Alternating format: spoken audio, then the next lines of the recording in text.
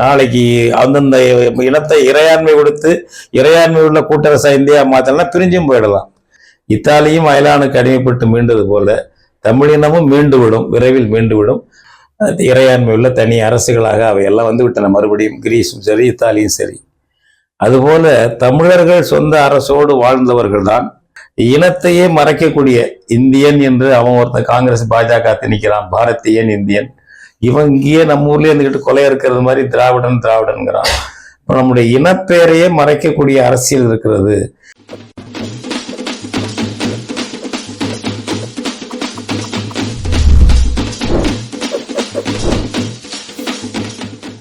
தமிழர் கண்ணோட்டம் நேயர்களுக்கு அன்பு வணக்கம். இன்னைக்கு நம்மளோட இணைஞ்சிருக்கிறது தமிழ் தேசிய பேரியக்க தலைவர் ஆசான் ஐயா மணியரசன். ஐயா வணக்கம். வணக்கம் தம்பி. வணக்கம்.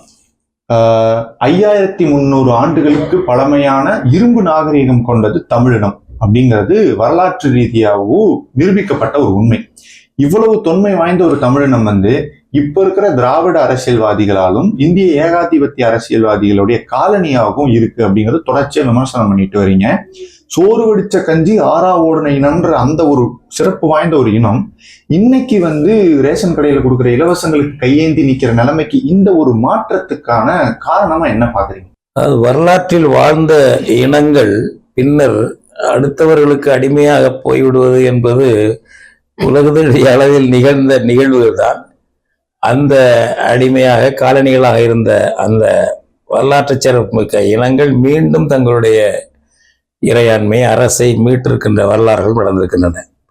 உலகத்தில் கிறிஸ்து பிறப்பதற்கு முன்பு கீர்த்தியுடன் வாழ்ந்தது கிரீஸ், அதுபோல இத்தாலி, ரோம். இவங்க எல்லாமே பிற்காலத்தில் அயலாருக்கு அடிமையாக போயிட்டாங்க. சொந்த அரசோடு இருந்தவங்க தான். இப்போ இவங்க கிரீஸ் ஒட்டோமான் எம்பையரில் அடிமையாக காலனியாக இருந்தது. அதுபோல் இத்தாலி என்பது ஆஸ்திரியாவினுடைய காலனியாக இருந்தது. அவங்கெல்லாம் போராடினாங்க, அங்கங்கே போராடி அவர்களெல்லாம் விடுதலை பெற்றார்கள். இன்னைக்கு ஏற்கனவே அவர்கள் இறையாண்மை உள்ள தனி அரசுகளாக அவையெல்லாம் வந்து விட்டன. மறுபடியும் கிரீஸும் சரி இத்தாலியும் சரி. அதுபோல தமிழர்கள் சொந்த அரசோடு வாழ்ந்தவர்கள் தான். நீங்க சொல்ற அந்த 5300 ஆண்டுகளுக்கு முன்பு இன்னும் நம்முடைய வரலாறு போகும். 15000 ஆண்டுகளுக்கு முன்பு நகர நாகரிகத்தில் வாழ்ந்த வரலாறு பூம்புகாருக்கு உண்டு. அது ஆய்வாளர் சொல்லியிருக்கிறாருங்க. அந்த கண்டுபிடிக்காம அதெல்லாம் தடுத்துக்கிட்டு இருக்காங்க இந்திய அரசு. தமிழ்நாட்டில் உள்ள அவர்களுடைய கண்காணியாக இருக்கக்கூடிய திராவிட அரசுகளும் தடுத்து கொண்டு இருக்கின்றன. எனவே நாமும் நம்முடைய இறையாண்மையை மீட்டு ஒரு உலகத்தில் தலைநிமிர்ந்து இருக்கக்கூடிய ஒரு சூழல் வரும். நீங்கள் கேட்டுக்கிற இந்த கேள்வி, இதுக்கான விடை, இதை பார்த்தாவது நம்முடைய தமிழர்கள் விழிப்புணர்ச்சி பெற்று கட்சி என்பது எதுவாக இருந்தாலும் சரி தமிழ் இனத்திற்கான தமிழ் மொழிக்கான கட்சியாக இருக்கலாம். அதுக்குள்ளேயே முற்போக்கு பிற்போக்கெல்லாம் இருக்கலாம். ஆனால் இனத்தையே மறைக்கக்கூடிய இந்தியன் என்று அவன் ஒருத்தன் காங்கிரஸ் பாஜக திணிக்கிறான், பாரதியன் இந்தியன். இவன் இங்கேயே நம்ம ஊர்லேயே இருந்துக்கிட்டு கொலை இருக்கிறது மாதிரி திராவிடன்கிறான். இப்போ நம்முடைய இனப்பெயரையே மறைக்கக்கூடிய அரசியல் இருக்கிறது. தமிழன் தமிழச்சி என்று சொல்லக்கூடிய இனப்பெயரோட அரசியல் வேண்டும் என்று அதை பேசினா தான் நம்ம எந்த கட்சியும் ஆதரிப்போம் என்ற அளவுக்கு நாம் விழிப்புணர்ச்சி பெற்று வரும்பொழுது உறுதியாக நான் சொன்ன அந்த வரலாற்றில் கிரீஸும் அயலானுக்கு அடிமைப்பட்டு மீண்டது போல, இத்தாலியும் அயலானுக்கு அடிமைப்பட்டு மீண்டது போல தமிழினமும் மீண்டுவிடும், விரைவில் மீண்டுவிடும். அதற்கான பணிகளை இன்றைய தலைமுறை செய்ய வேண்டும். அந்த பணியாக தான் நான் சொல்ல வர்றது. ஐயா, இதுல எனக்கு ஒரு துணை கேள்வி இருக்கு. இப்போ நீங்க சொன்ன மாதிரி வரலாற்றுல நகர்ந்துட்டு வருது. இப்போ என்னை போன்ற ஒரு இளந்தலைமுறையை அரசியல் தெரிந்தவர்களுக்கு அவங்களுடைய கேள்வி யதார்த்தமா உடனே வர்றது என்னவா இருக்கும்னா, சொந்த நாடு இல்லைன்னா உடனே அந்த இனம் அடிமைன்னு ஆயிடுமா?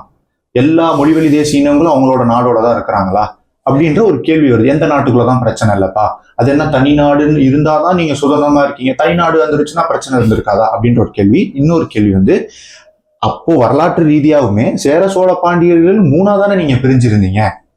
இப்படியாப்பட்ட ஒரு துணை கேள்விகள் வருது. இதற்கான உங்களுடைய அதான் சொந்த நாடு இல்லாத இனங்கள் எல்லாம் சொந்த நாட்டை உருவாக்கி கொண்டு விட்டன. இப்ப நீங்க பாத்தீங்கன்னா ஐநா மன்றம் உருவாகும் பொழுது, இப்போ உள்ள ஐநா மன்றம் உருவாகும் போது 50-60 நாடுகளுக்குள்ளதான் இருந்தது.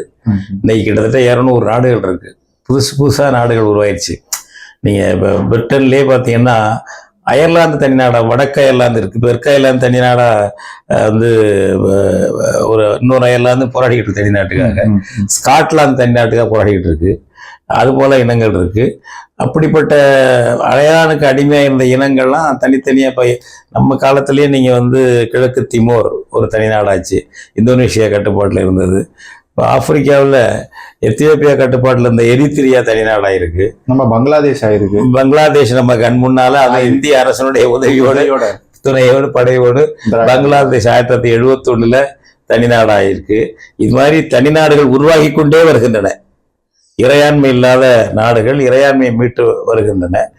இப்ப இந்தியாவுக்குள்ளரையே ஒரு இறையாண்மை உள்ள கூட்டாட்சி வந்தாலும் இறையாண்மையை நம்ம மீட்க முடியும். அந்த இறையாண்மை உள்ள கூட்டரசா இந்தியாவை மாத்துங்கன்னு நம்ம சொல்றோம்.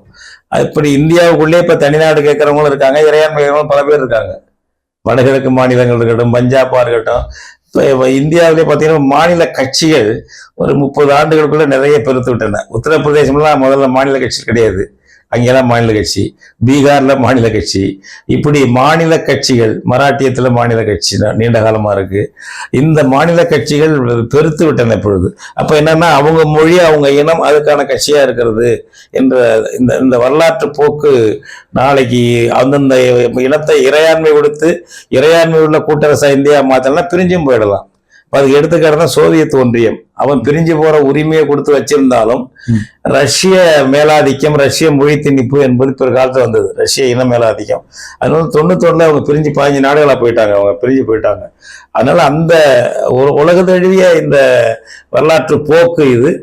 நமக்கும் அந்த வரலாற்று போக்கு வந்து உருவாகும் என்ற வரலாற்று படிப்பினையிலிருந்து தான் நம்ம சொல்றோம். இவ்வாறான பல செய்திகளை, பல சிக்கல்களுக்கு விடை கிடைக்கக்கூடிய செய்திகளை தமிழர் கண்ணோட்டம் வலைவெளியில் வெளிப்படுத்தி வருகிறோம். இது தற்சார்பாக செயல்படுவதற்கு நிதி தேவைப்படுகிறது. இந்த நிதியை நம்முடைய மக்களாகிய நீங்கள் தான், இளையோரும் பெரியோரும் நண்பர்களும் தோழர்களும் சான்றோரும், நீங்கள் உங்களால் இயன்ற அளவு என்ன இயலுமோ அந்த நிதியை வழங்குமாறு அன்போடும் உரிமையோடும் கேட்டுக்கொள்கிறேன். உங்களுக்கு நன்றி உணர்வோடும் பொறுப்புணர்வோடும் தமிழர் கண்ணோட்டம் செயல்படும் என்பதை உறுதி தெரிவித்துக் கொள்கிறேன். நன்றி, வணக்கம்.